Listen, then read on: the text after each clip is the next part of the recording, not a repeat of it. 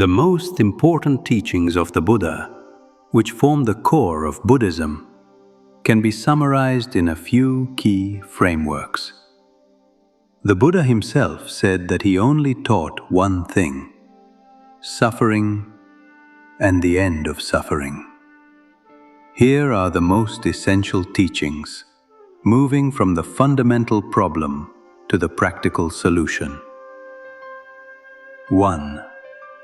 The fundamental problem, dukkha. The starting point of all the Buddha's teachings is the recognition of dukkha. This Pali word is often translated as suffering, but it means something deeper: unease, dissatisfaction, imperfection, and the inherent stress of life. Life is inherently marked by dukkha. This includes obvious suffering, pain, grief, war, but also the subtle anxiety and dissatisfaction that comes from trying to hold on to things that are constantly changing. 2. The diagnosis, the Four Noble Truths.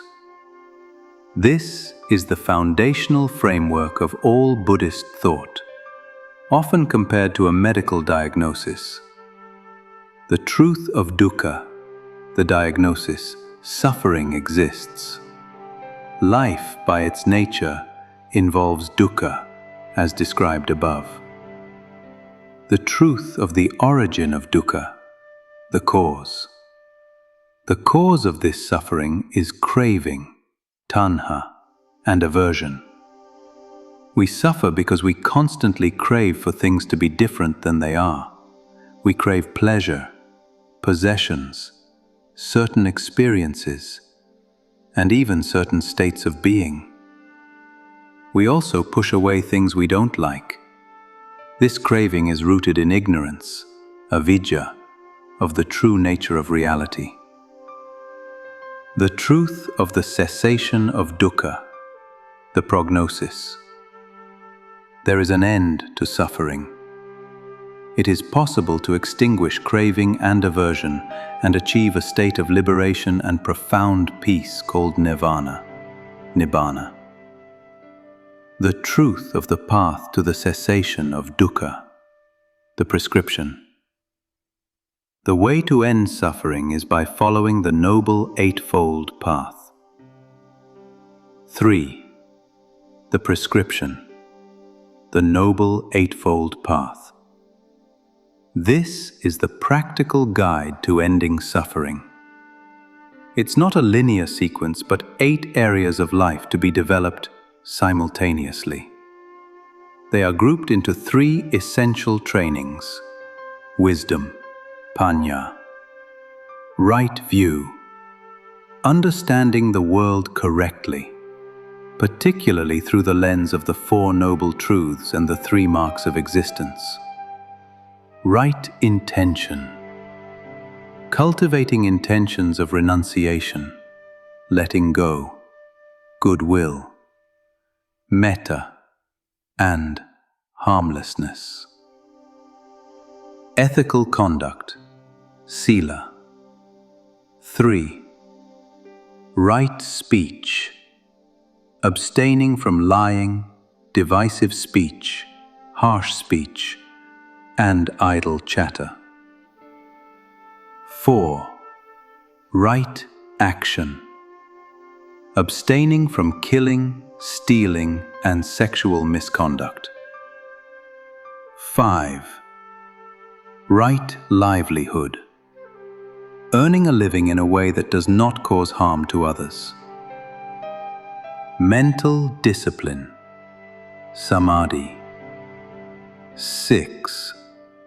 Right effort, actively striving to prevent unwholesome states from arising, abandoning them if they do arise, cultivating wholesome states, and maintaining them.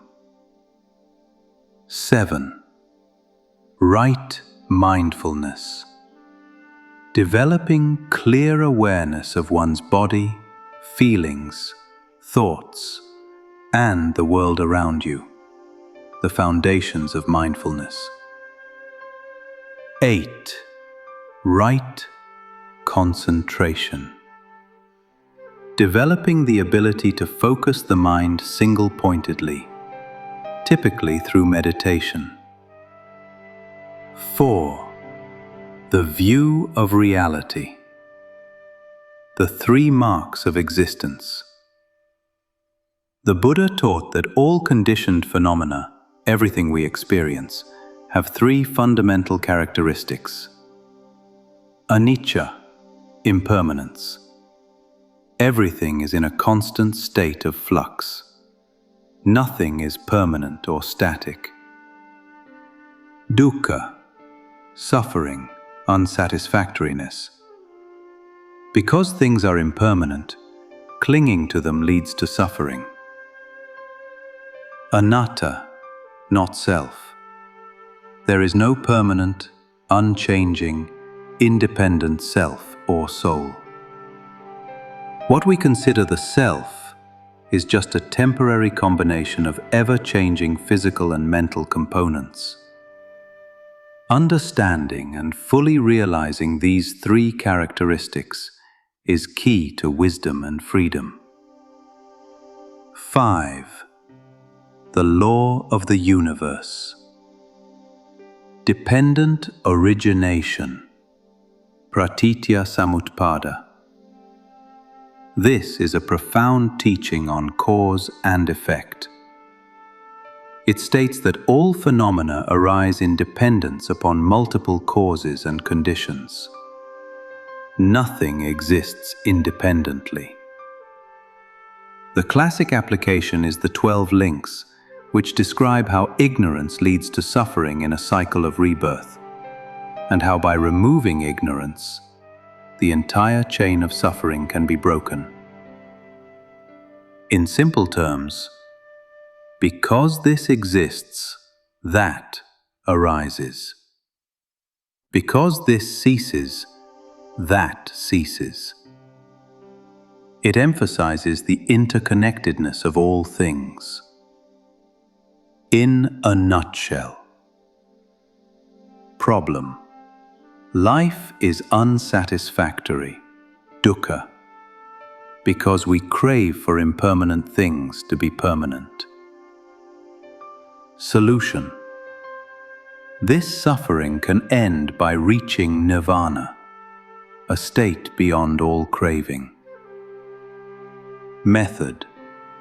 Follow the middle way of the Noble Eightfold Path, which develops ethical living, mental discipline, and wisdom.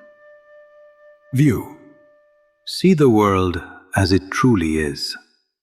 Impermanent, unsatisfactory if clung to, and devoid of a permanent self. These teachings are not meant to be believed blindly, but to be investigated and practiced.